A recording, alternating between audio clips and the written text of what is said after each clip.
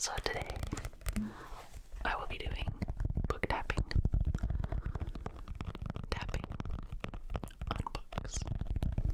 I have a wide variety of books today, from hard and soft for young and old, so I hope you enjoy.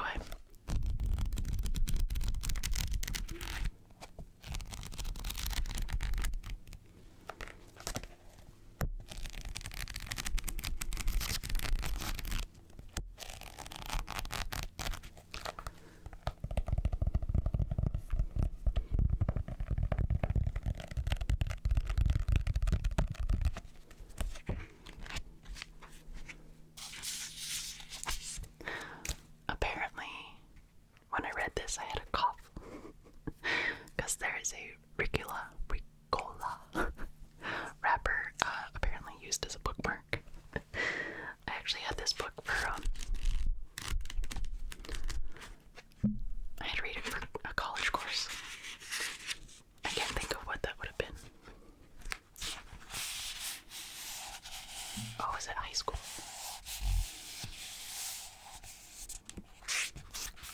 I can't remember. Let's see. When was this this particular one published? Not that that's really gonna tell us.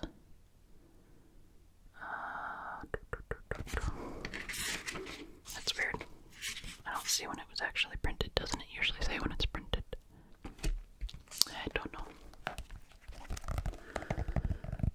It was $3.95 in the US though at the time. And in Canada it would be $5.99. So this is Frankenstein.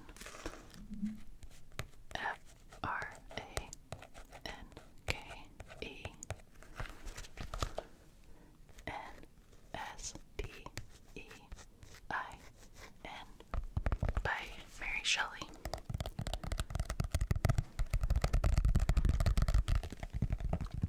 Mary Shelley's Frankenstein. Or is it Frankenstein? Victor Frankenstein. It's not. The story of Victor Frankenstein and of the monstrous creature he created has held the reading public spellbound since its publication almost a century and a half ago.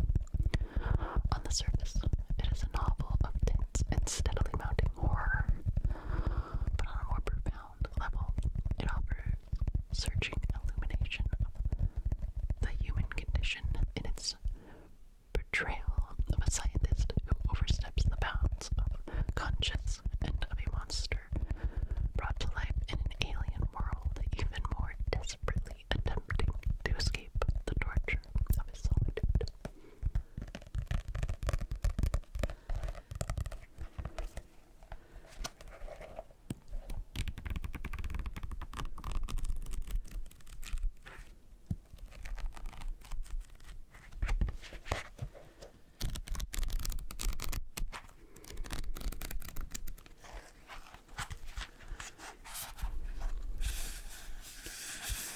Chapter 13. I now hasten to the more moving part of my story. I shall relate events that impressed me with feelings which, from what I have been, have made me what I am.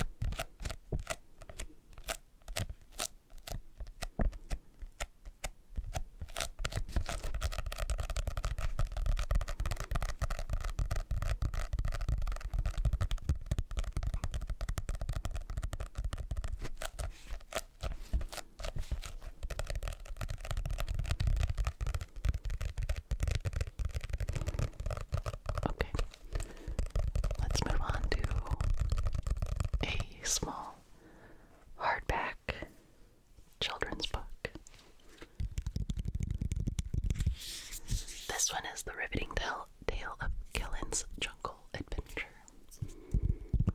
Kellan's Jungle Adventure.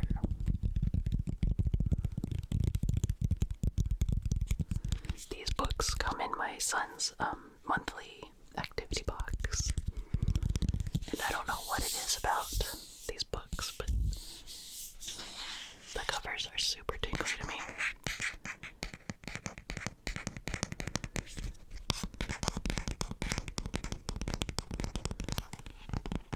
When I read them to my son, I end up tapping on them and he says, "No, Mom, stop."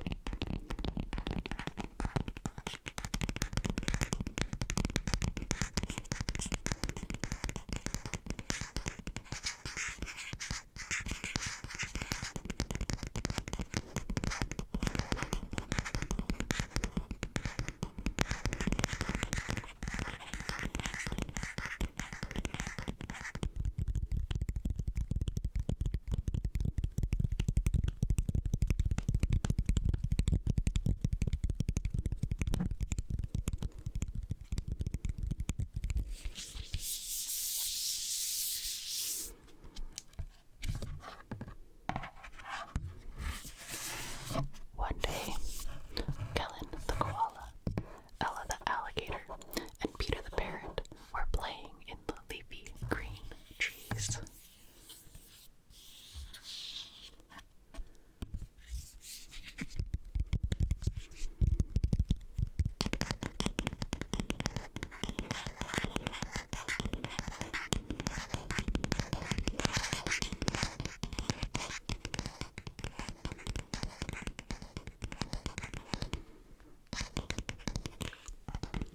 I just had to remind myself to drop my shoulders. Relax. Relax. Relax. And loosen my shoulders. If you would like to play along at home, please do the same. Unclench your jaw. Relax your shoulders. And take a deep breath.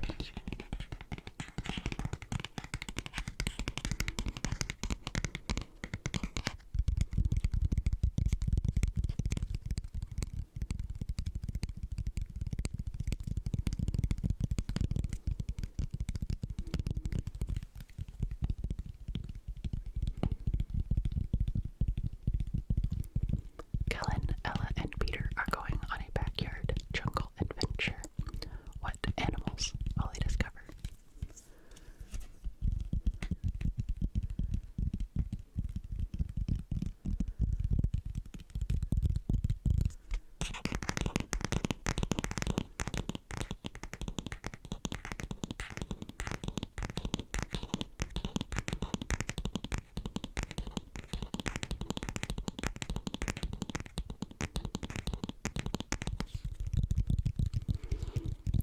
I really like that sound.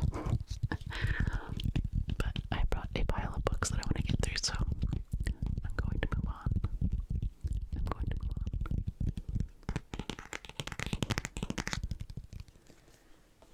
Okay, let's see. We will go back to an adult book.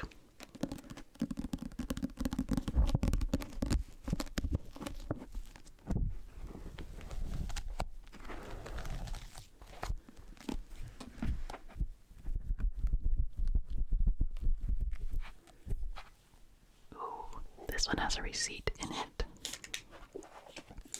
Let's see when past Aaron got this.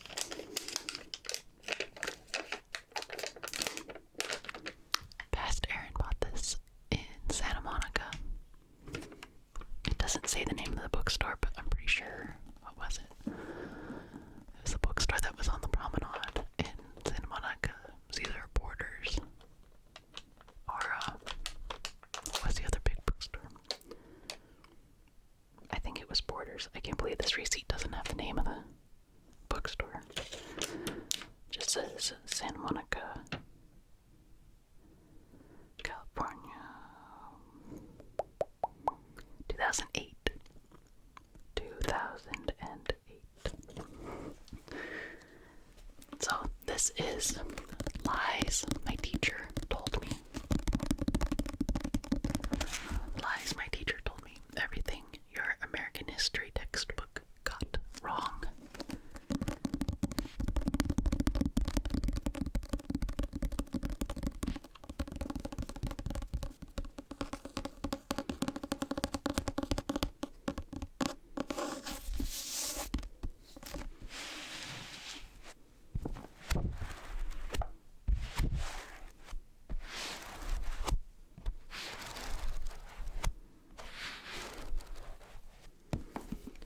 Let's see what sort of things they talk about and tell us what we were lied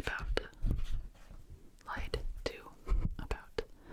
Dedicated to all American history teachers who teach against the textbook, and their ranks are growing. Copyright 2007. Or, I think print. Copyright 2019 and 2007, so.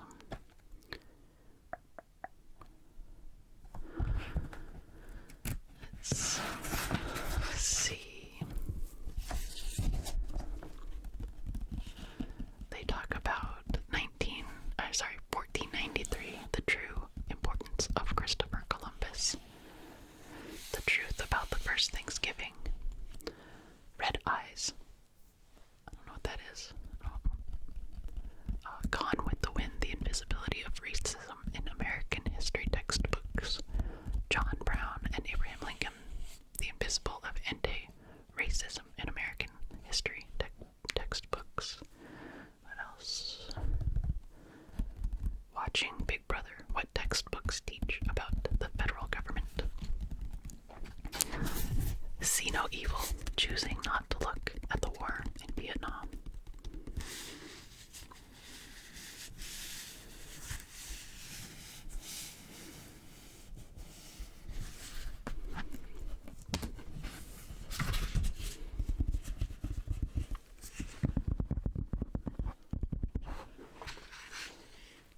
This one would be a good one to do like a book report on.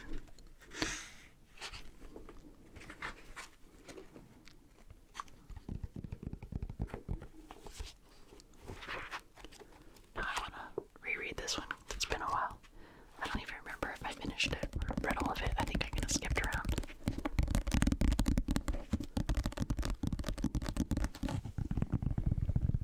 I am not a strong reader. I don't know if that's the word. Not like actual reading skills, but I have trouble getting into books and finishing them.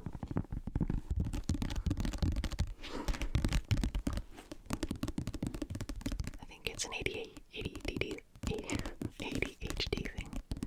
ADD thing. I don't know.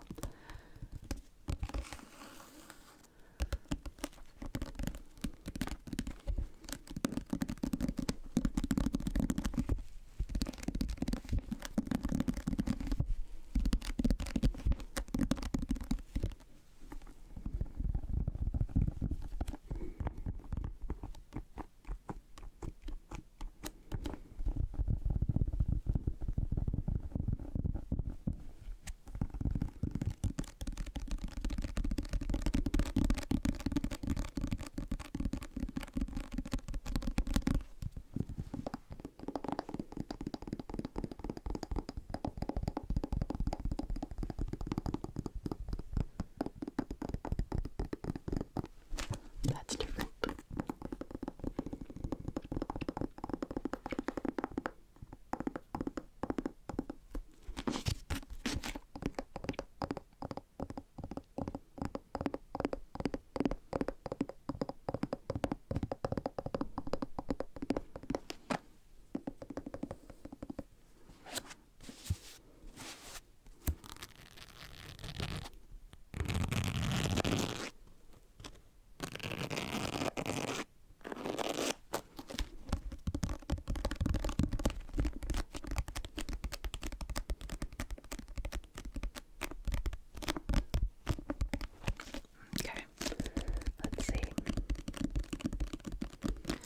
Do another kid's book. This one is much larger. This is our newest book.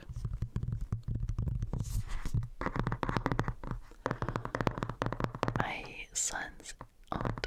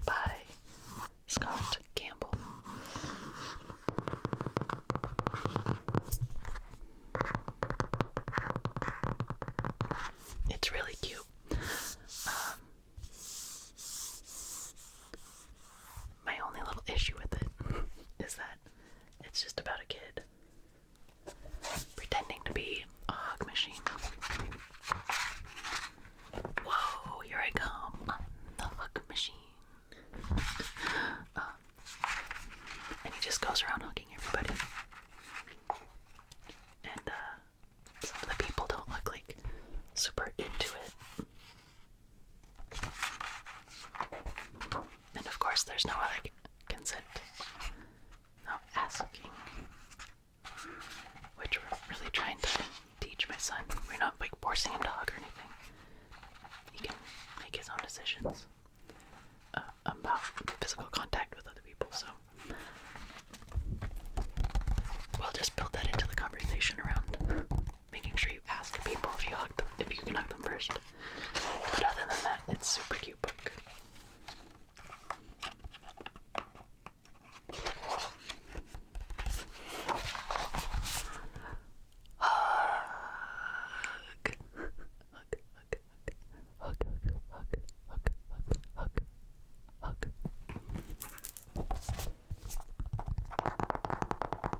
But I do like the sound this one makes too. It had like a jacket cover, but I always take them off when I read because I feel like they're just like awkward because they like slide around and then they get like wrinkled up and messed up. And I had this whole thing yesterday when we got this, and I was reading it to myself for like the 5th time. I was thinking about the jacket cover. What really is the point of those? I mean, this is a hard book. Like, why does it need protecting by a flimsy piece of laminated paper? It's just gonna get messed up and look crappy anyways. The book on its own looks fine. It seems unnecessary. But I always feel bad getting rid of them even though I don't like them, so I ended up like keeping them, which is really annoying because then I just have this like pile of jacket covers in a closet. I mean, when they go like on a bookshelf, I put the cover on them to like put them on the shelf. But when they're like in regular circulation, like my kids' books, I take them off because I don't want to take them off every time I read them.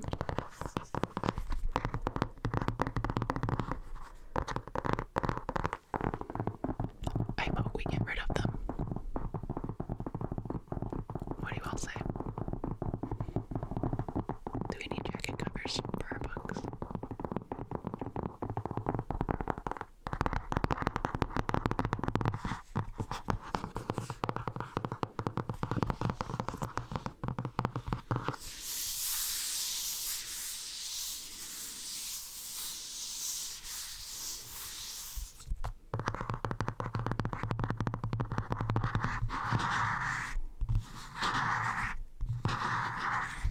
It's got a cute little picture on the back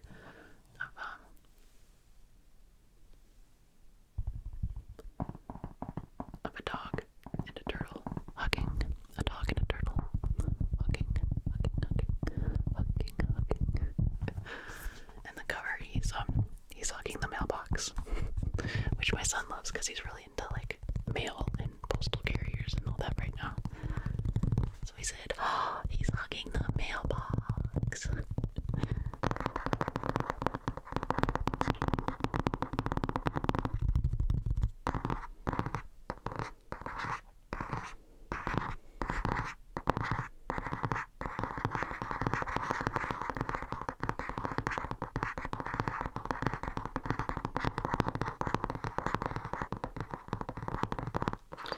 Okay. I'm going to move on from that book, and we are going to do, speaking of jacket covers,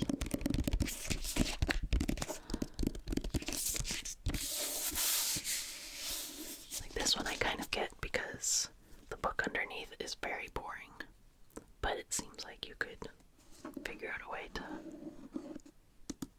make it not. But anyways, this is one of my favorite authors, Christopher Moore. I actually have read and completed 6 or 7 of his books. Whatever it is about his writing, I can get through them, and I really enjoy them. So, I am going to take the cover off because I think the book sounds really nice on this one. But I'll show you the cover. So it's, this one is the sequel to a book called A Dirty Job. This one is called Secondhand Souls. I has a series that I really like. Cool, interesting, modern kind of twist on vampires. Just like living in San Francisco, that they just kind of live normal lives, kind of. But it's Blood-Sucking Fiends, Bite Me and You Suck are the 3 books. I think that's right. If that's wrong, I will correct it down below. And I think I have those out of order, I can't remember. But those are the first ones that I read, and they're really good. And the main character from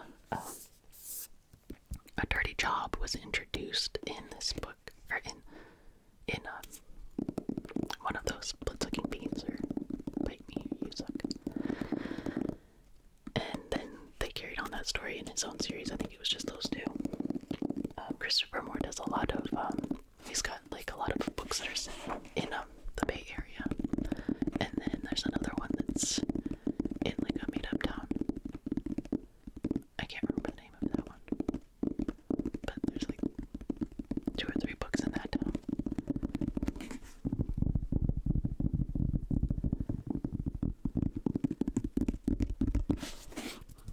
But anyways, if you like humorous nonfiction, humorous fiction, sorry,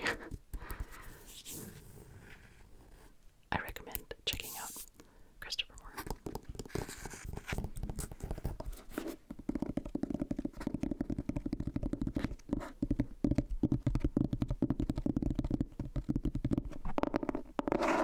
So you see, if you take the cover off this one, it's super boring,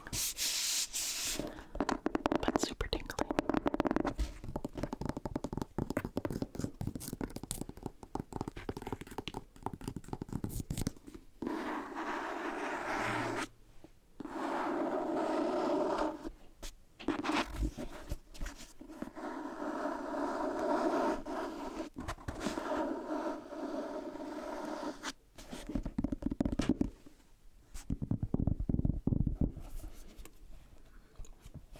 That's a cute illustration in the front of this one.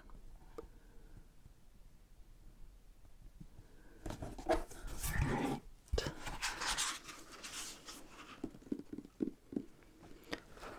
Each chapter in this one starts with a little quote from another author or book or poem, whatnot. This one, part 1, has a quote from the Book of Living and Dying, the Book of Living and Dying, the Tibetan Book of the Dead. Part 1. Do not be afraid. Everyone before you has died. You cannot stay, any more than a baby can stay forever in the womb. Leave behind all you know, all you love. Leave behind pain and suffering. This is what death is.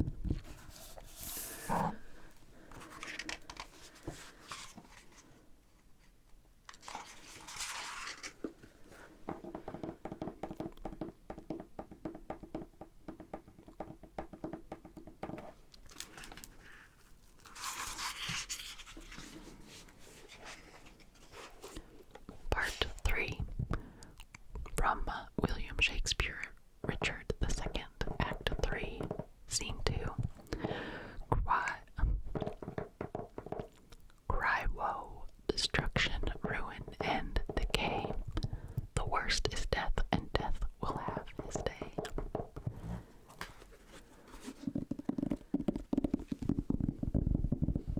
That is not at all what his writing sounds like, what Christopher Moore's writing sounds like. Let me introduce you to Christopher Moore, if you do not know him. Chapter 1, Day of the Dead. It was a cool, quiet November day in San Francisco, and Alphonse Rivera, a lean, dark man of 50, sat behind the counter of his bookstore, flipping through the great big book of death.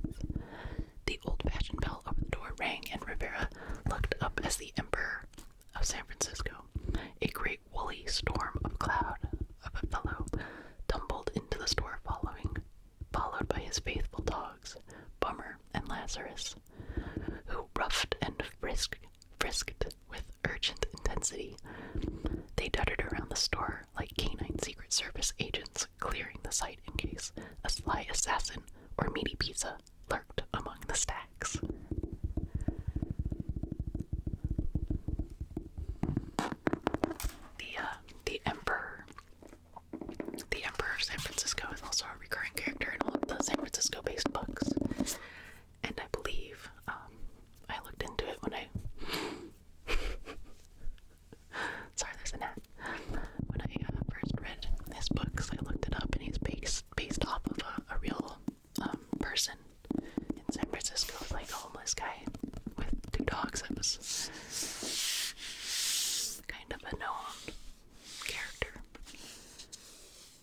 known person.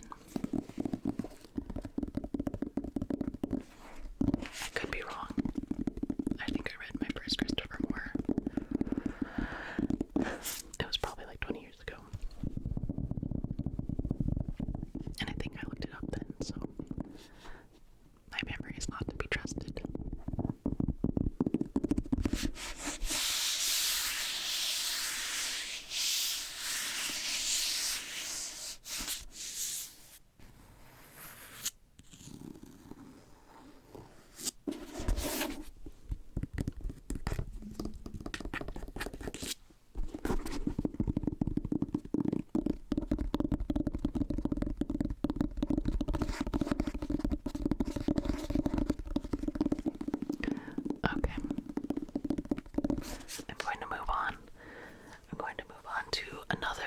Christopher Moore book, but this time it's a graphic novel that he co-wrote with Ian Corson. I wonder what that means. So it says Christopher Moore and Ian Corson with Jennison Rosero. Why with? I don't know what that means. But this is the Griff. I don't know if Christopher Moore collaborated on any other graphic novels after this one, but my husband read this one. I got it for myself, but because it's Christopher Moore. But for some reason I have even more trouble reading graphic novels and comic books than I do regular books, because I get distracted by the pictures and the order of like how you read it, and I don't know. They don't work for me for some whatever reason. But my husband is a huge comic book and graphic novel reader, so he read this one. This one was also many years ago bought in an actual bookstore where you go and peruse the shelves. Copyright 2011. This one kind of has a jacket cover, but it's like attached, so you can't take it off. It says, outrageously funny New York Times best-selling author Christopher Moore and award-winning screenwriter, director Ian Corson team up for a wacky and entertaining graphic tale of alien invasion and a motley crew of Earthlings trying to stay alive and, oh yeah, save humankind.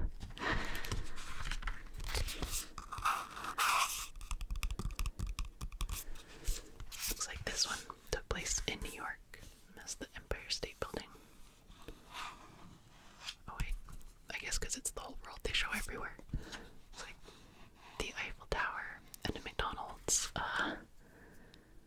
with maybe Korean.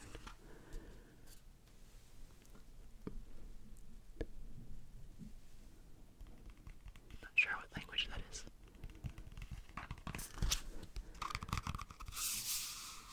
They came out of the sky like rain of meteors, and we had no way to defend against them. Earth was totally unprepared for an enemy made of meat.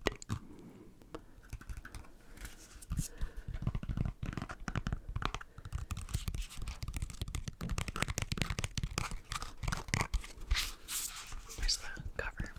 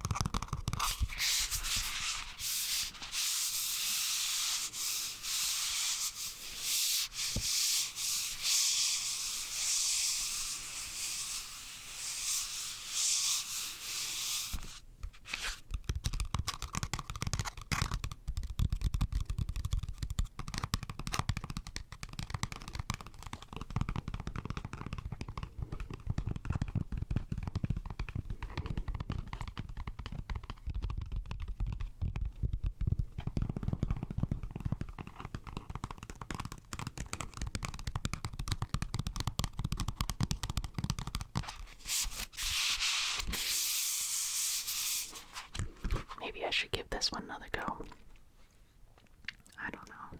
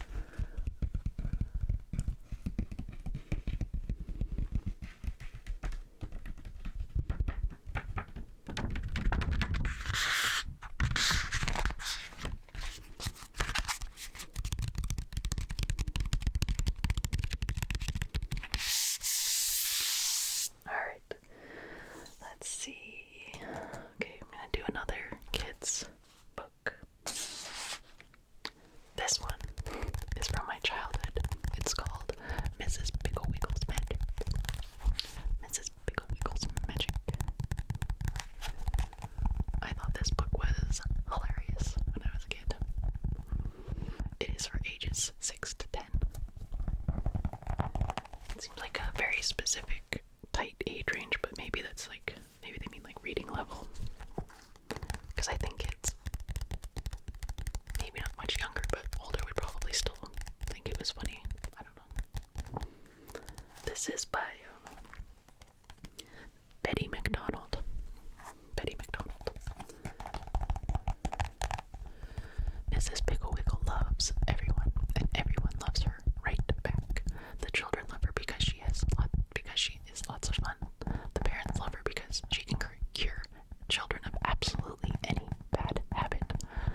The treatments are unusual, but they work. Who better than a pig, for instance, to teach a piggy little boy table manners? And what better way to cure a rainy day? What'll I do than hunt for pirate treasures in Mrs. Piggle-Wiggle's upside-down house?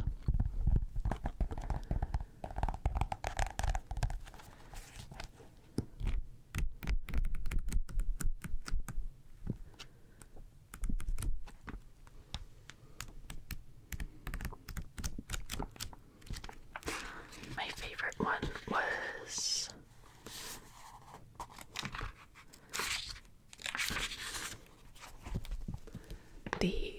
I thought you said cure.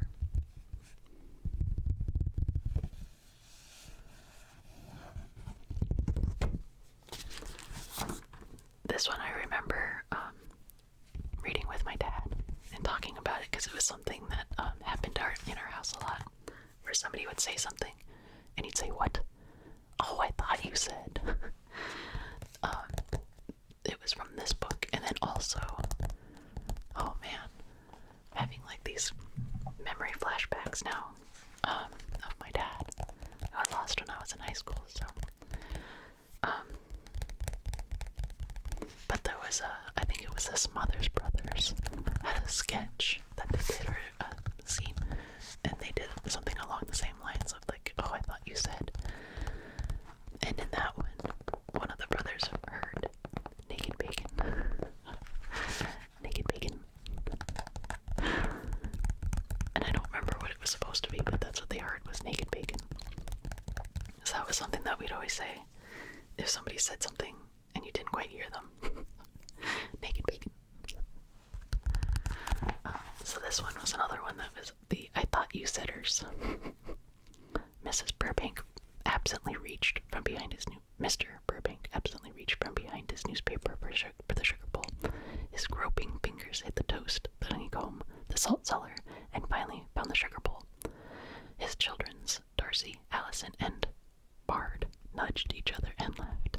Every morning, Dad felt around on the table for the sugar while he read bad news in the newspaper.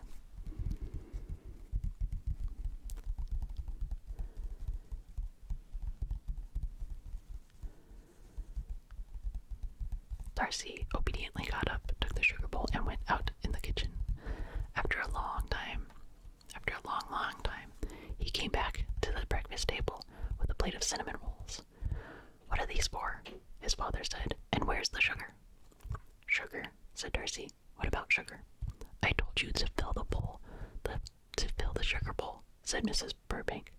"Oh," said Darcy, "I thought you said get the cinnamon roll."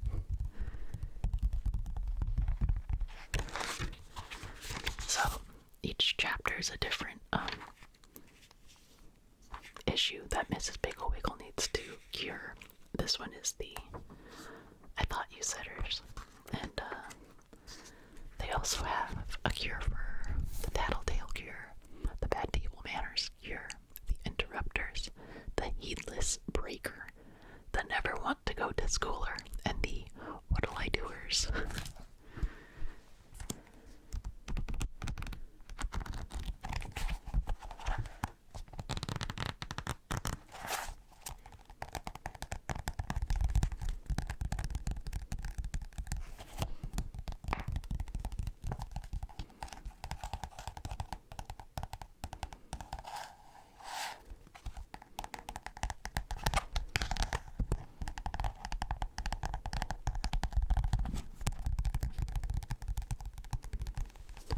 Mrs. Piggle-Wiggle with the kids gathered around.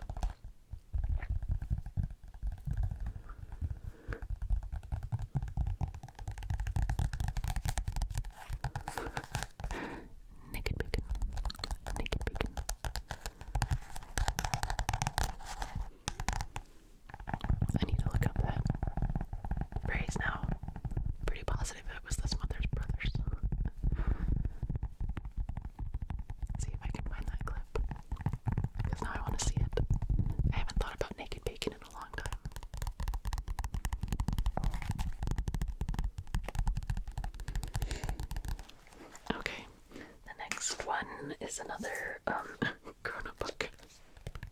This is actually my husband's book that he's had since before he met me.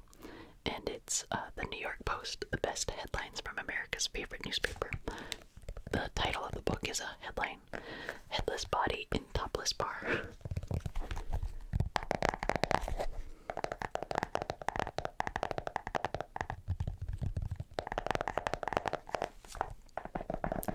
It says, either you love them or you hate them, but everyone agrees on one thing. There's just nothing like a New York Post headline.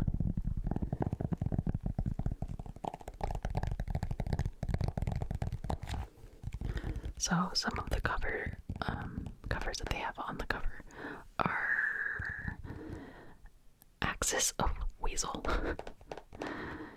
Kissed Your Asteroid Goodbye, Under Mouse Arrest, Dunkin' Donuts closes rodent-infested shop, Will probe 30 others, Honey, I blew up the house, Dr. Boom's wife says it's tragic. Oh, wow. Trump is on one of these covers. It says, Lady is a Trump. Third wife's the charm. Oh my god. I think, is he on his third wife right now? I think Ivanka's the third. Oh no, wait, Ivanka's his daughter. I don't know. He's also on the back. You know the New York Post is full of it when they say Marla boasts to her pals about Marla. Wait, was Marla the third wife? No, that's definitely his current wife. Here where it says third wife is a charm. But on the back, there's this one, and it says Marla boasts to her pals about Donald, best sex I've ever had. I don't believe it. Also gross. We always knew that Donald Trump was a tiger in the corporate boardroom, but now we know he's a wildcat in the bedroom too. Page 3. Oh my god. No, thank you. Ugh, gross. When was that from? That cover was from February 1990. There's a cover about I can't think of what's the baseball player? Elrod. Stay Rod. Alex hits strip club with mystery blonde. Anthrax this. Stricken New York Post girl's message to the terrorist.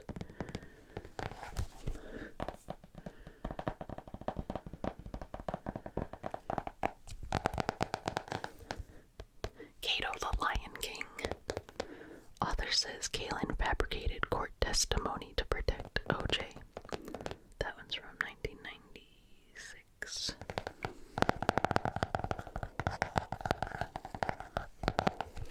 And this is put out apparently by the staff of the New York Post.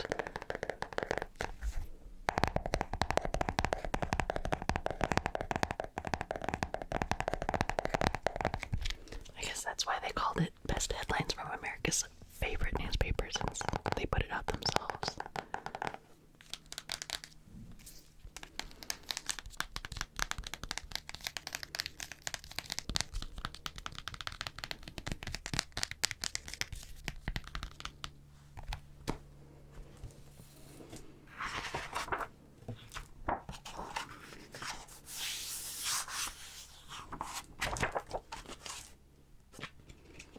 Let's flip through and find a random one.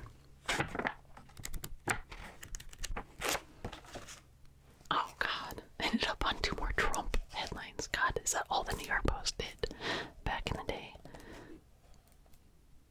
That's the same one. So this one's talking about Marla, and this one's talking about Ivana. Safe sex. Dawn and Ivana sign 60-day pact to play the field. Donald and Ivana Donald Trump are free to fool around with whoever they want, according to a contract signed by the couple and their lawyers. Is that real?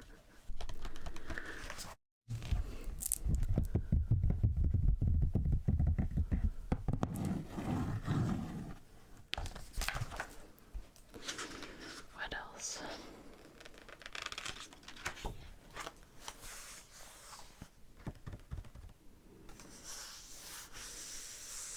Oh wow.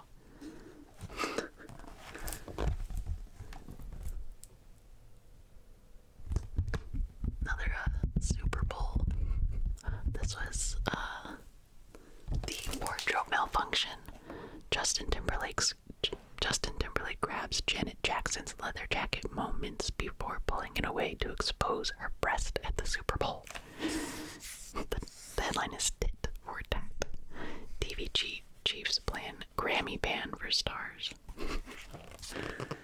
That was on February 3rd, 2004. The weather in New York that day was snow and sleet, changing to rain.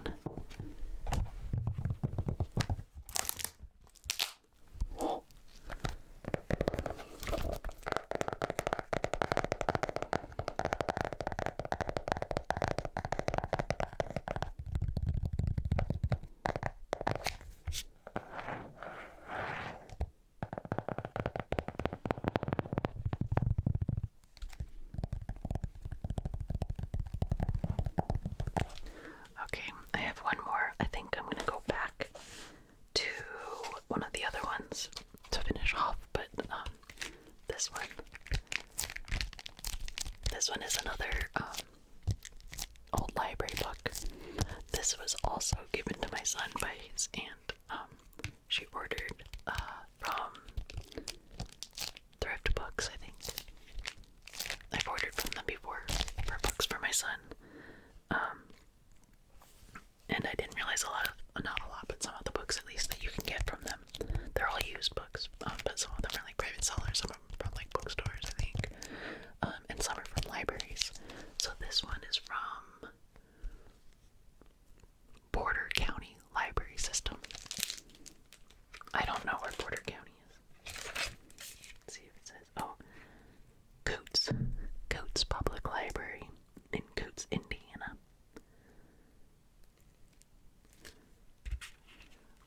See, it has the library information here.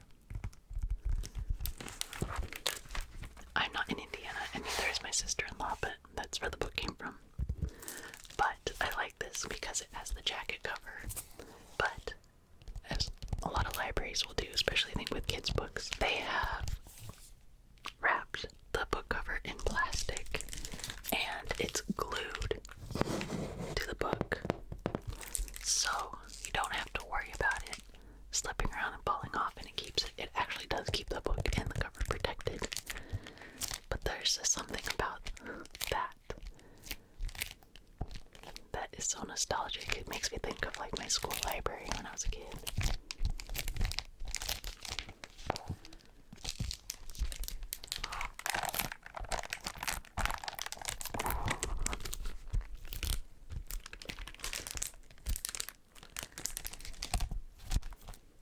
So this book is by Harriet Seifert. It's called Lucy Rescued. Paintings by Barrow. They just go by one name apparently. The artist. And my sister-in-law bought this one because she said it made her think of me because I worked at an animal rescue and I'm a dog person.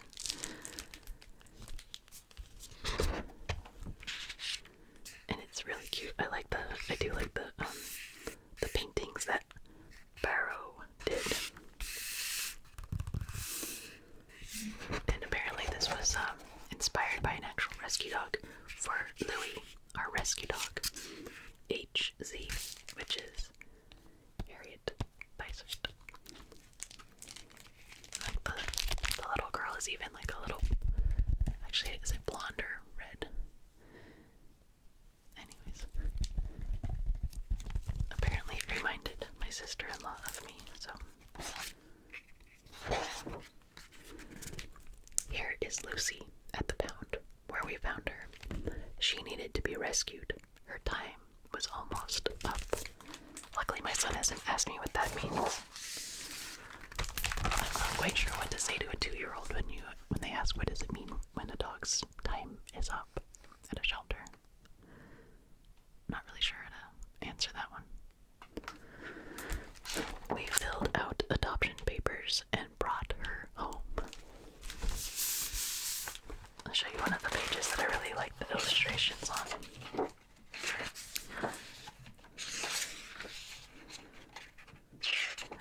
So, Lucy has trouble settling into the house, and she howls all the time.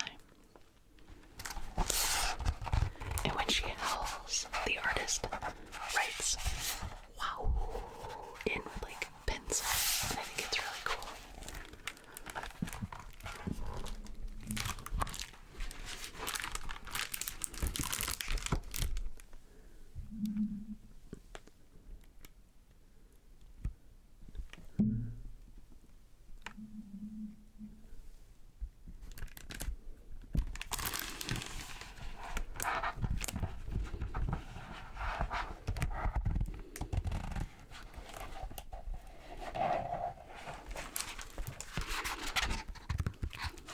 Mom cooked Lucy a special meal, and I offered her treats, but food didn't stop the howling. Wow. Wow. Poor Lucy.